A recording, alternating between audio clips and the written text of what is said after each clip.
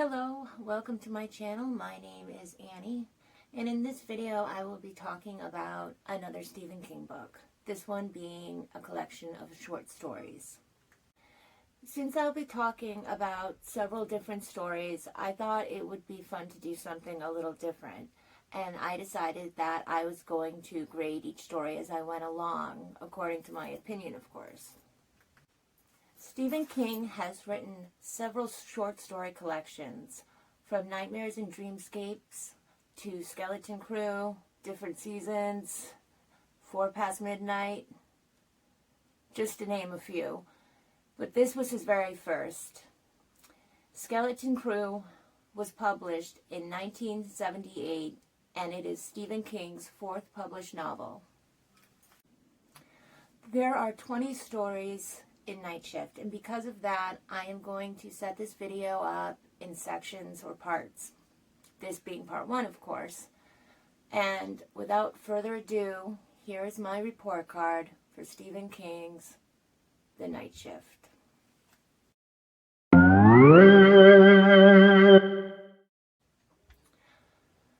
Jerusalem's Lot is the first story in Night Shift. Now, as I mentioned before, there are 20 stories in this collection, and I didn't want to leave anything out or forget anything. So I wrote down a summary after each story as I read along. So I'm just going to read now what I have for Jerusalem's Lot. The story is written through letters from a man named Charles Boone to another man who he refers to as Bones. The story takes place in 1850, with Charles and his assistant Calvin McCann arriving at Chapelwaite, the old neglected mansion that has been in his family for generations and was left to him by his estranged Uncle Stephen, who just passed away. That's why he's leaving it to him. And soon after they arrive, they begin hearing loud noises in the walls, and they think it's rats. So Charles sends Calvin into the next town, Preacher's Corners, to get rat traps, and he finds that the townspeople think that he and Charles are crazy for living in the old, dilapidated mansion. So no one in town wants to do business with them, and they become sort of pariahs. And the only person who will speak to them is the old housekeeper who worked for his Uncle Stephen, a woman named Mrs. Clovis. And as the story progresses, Charles learns of his family's deep, dark, sinister secrets. And when he and Calvin find an old diary with a map of a deserted neighboring town called Jerusalem's Lot, they find on the map a church is marked with a label that reads, "The worm that doth corrupt." So he's finding out that his family, the Boone family, has a long history with this deserted town, and he finds out a lot of other things that I don't want to totally spoil the story. I just want to give an overview of it so you know what it's about a little bit. But this piques their curiosity, and the two men set out the next day to the deserted Puritan town and to check out the old church. What they discover is horrifying. There's absolutely no life at all anywhere. No birds chirping, no breaking of branches from little critters in the woods, no people, no nothing. It's just stillness, emptiness, and it's freaks them out, and they discover the dilapidated old church, and it is even more terrifying. They find an unspeakably obscene thing with, the child and Madonna, and they find an inverted cross, and he doesn't get too much into it because you have to remember it's Charles writing to Bones, so it's from his perspective on how he saw it. But not only that, they found this old book written in old Latin, this very old ancient book, And when Charles touches it, he feels heat coming from it. It feels warm. And all of a sudden, the church starts shaking, and the two men are so freaked out that they run out of the church, and they're so afraid. And you have to remember the time period, you know, it was 1850, so people were really religious back then, and were really superstitious, and all of that. So it would really scared them a lot, obviously. I mean, it would anybody. I don't care what time it is. That's would be scare the shit out of somebody. So anyway, so as the story goes on, Charles learns of his family's past and of their dark, sinister, evil lineage and his connection to Jerusalem's lot. He discovers that blood calls on blood, and that one of his ancestors was a man named Charles Boone, and he is the one who started Jerusalem's lot. And so to end the evil there, Charles would have to be the one to end it, because blood calls on blood. So that's all I have, and only thing I have is what dark secrets would Charles discover, and will he be able to repent all of the sinister sins of his ancestors in Jerusalem's lot? And that's it. That's what I have for it. I would give Jerusalem's Lot an A. I thought it was a great story. I really enjoyed that it was in diary or letter form. I thought it made it interesting because it was a little more personal, and I loved the description, and it was eerie, and it reminded me, I mean, obviously the house is like haunted, so you get that haunted house feeling, but you know what I mean? That old horror. And I like how at the end it left things kind of up in the air, so you don't really know what's going to happen. So that's what I have for Jerusalem's Lot.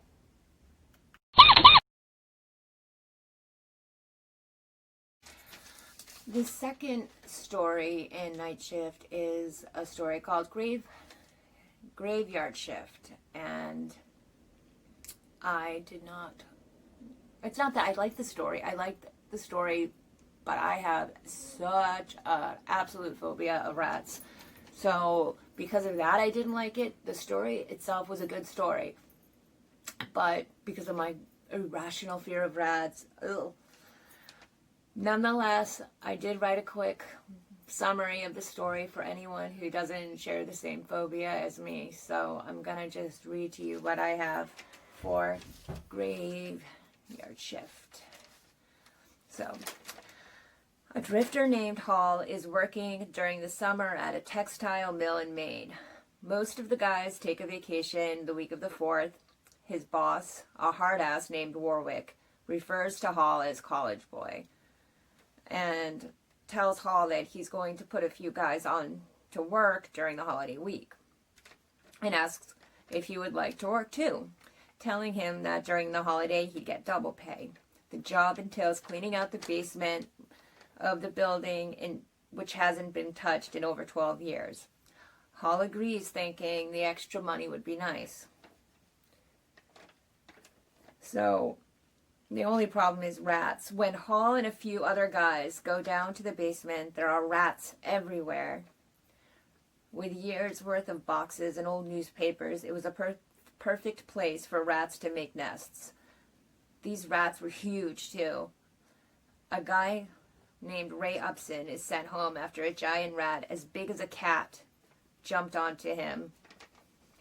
Because of how large the rats are, they get a giant, powerful hose to try to get rid of them. Hall discovers that the rats are actually breeding and coming from an area below the basement, I guess a sub-basement.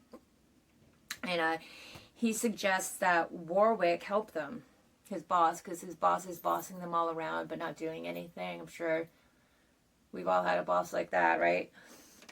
So he tries to get his boss to, like, hey, help us out.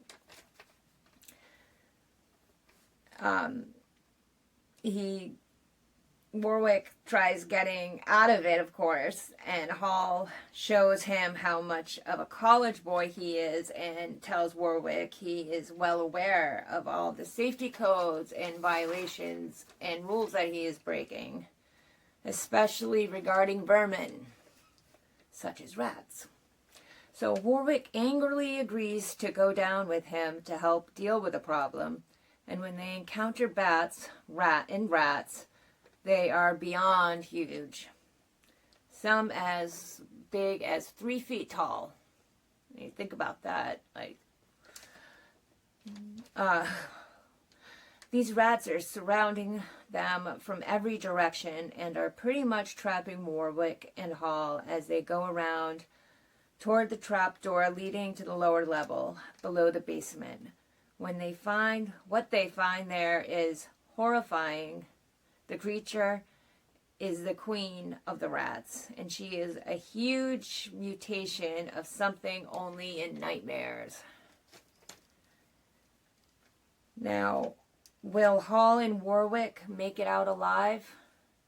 Or they went down there to try to trap rats, but instead the rats ended up trapping them. And that is Graveyard Shift. And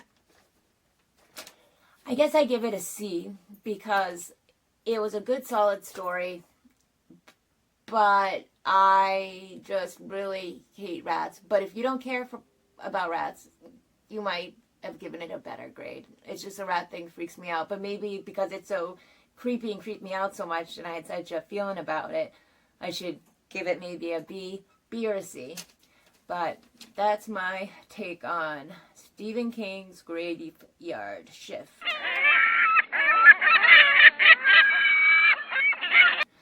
The third story in Night Shift is a short story called Night Surf. And this is closely related to The Stand. If anyone's ever heard of or have read The Stand, this is very closely related to that. And it takes place over the course of a summer night with a group of college students, college-age kids, hanging out at the beach. And a flu pandemic called A6 or Captain Trips has wiped out most of the population, and how it's related to The Stand, right? Bernie, Susie, Needles, and Corey, and Janice believe that they are immune to the A6 virus that has killed just about everyone else because they were all exposed to the previous virus A2. And they were all okay, so they thought they'd be fine. The main character, Bernie, narrates the story as he reflects on his situation and how things used to be before Captain Trips. He remembers past summers spent at Anson Beach, that's the beach that they're hanging out at, when it used to be packed with people and about happy memories he had there. At this point, Bernie feels like nothing really matters and has a very condescending attitude.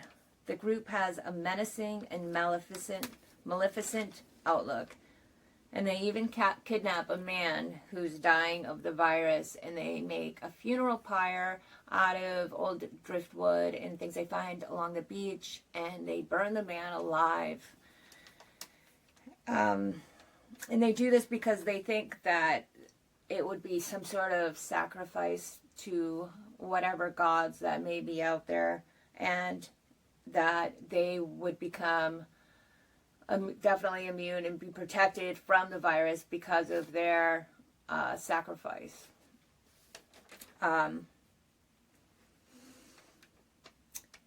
the end of the novel, Needles, their friend, learns that he has contracted the A6 virus and he isn't immune after all. This has Bernie wondering if Needles lied about it the whole time and lied about his exposure to the A2 virus. And if he did everybody else also? Did Needles lie because everyone was dead and he just wanted to join their group and not be all alone in the world? And he realizes if Needles lied and he got the virus. That means that all of them could get it, possibly. And, he's just pondering this and thinking about it. And he realizes that it doesn't really matter because they're all, what does it matter? They're all going to die. And he comes to terms with his situation and his reality. And that's pretty much it. It's just these kids on this beach and the sky burning, kind of thinking about things, and they're all hanging out, and they're the only ones they feel that have survived this terrible virus. And then their friend gets it and they realize they're not immune after all. So that is my take on Night Surf. And I gave it a B because a B. I hate giving anything less than a C because I just like the way Stephen King writes and I'm such a fan. It was a good little story. I liked it. It was short and I liked how it was connected to The Stand, which is going to be the next book that I read. So I liked it, and that's what I got for it.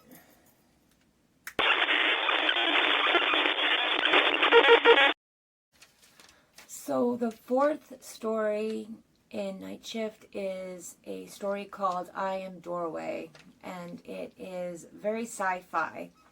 But I'm going to read to you what I have for I Am Doorway.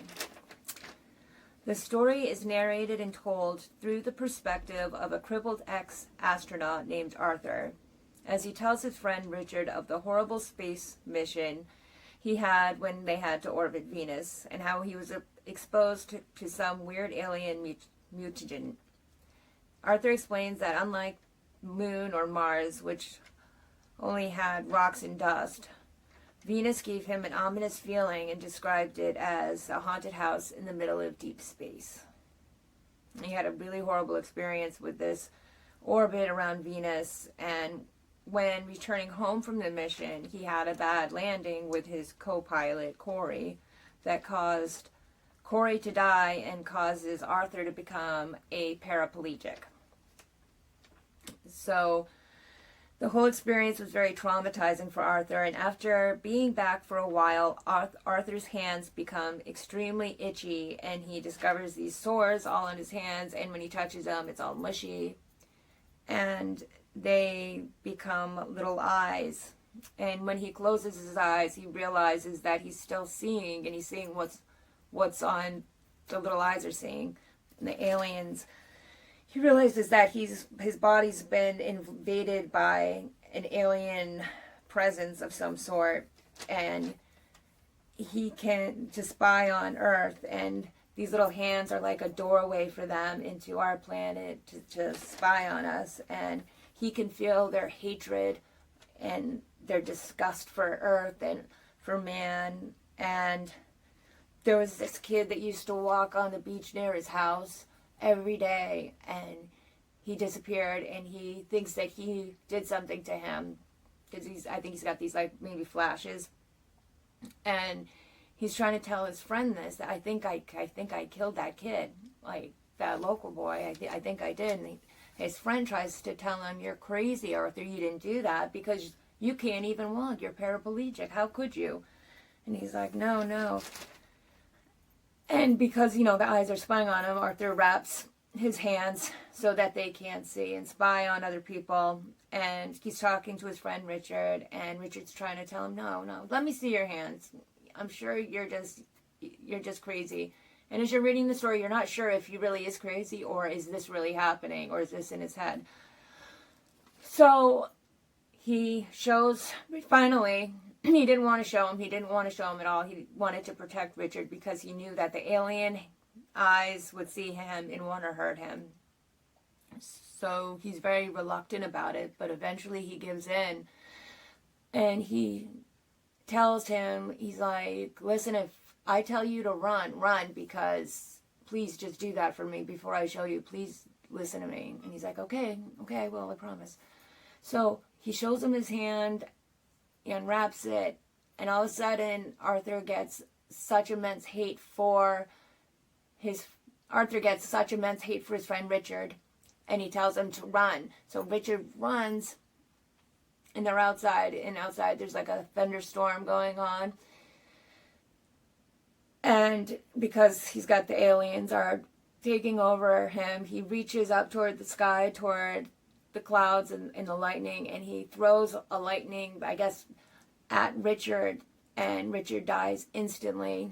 And Arthur wakes up at home the next day, and he doesn't know how he got there or what happened, but he notices that the eyes on his hand are like tired, and so he like exhausted looking, so he thinks that this is his opportunity to solve the problem, and he soaks his hands in kerosene and he lights them on fire, so he gets rid of the eyes, he thinks, and he gets, hooked for hands, and everything is great.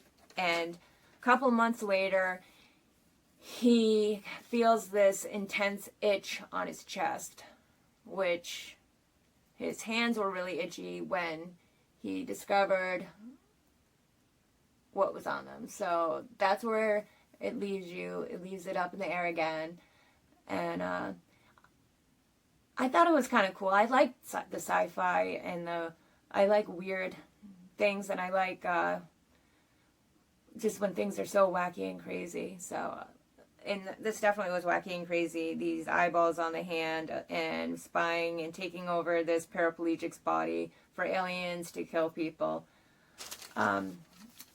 If you haven't noticed yet, this book is very old school King. It's very, how his writings changed from how he used to write in his early days compared to now. There is a lot of difference.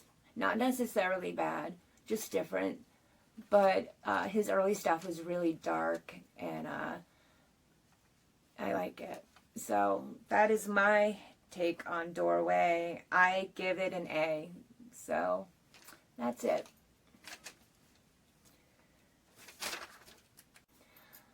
So that was part 1 of my report card on Stephen King's The Night Shift. I hope you enjoyed it, and stay tuned for part 2.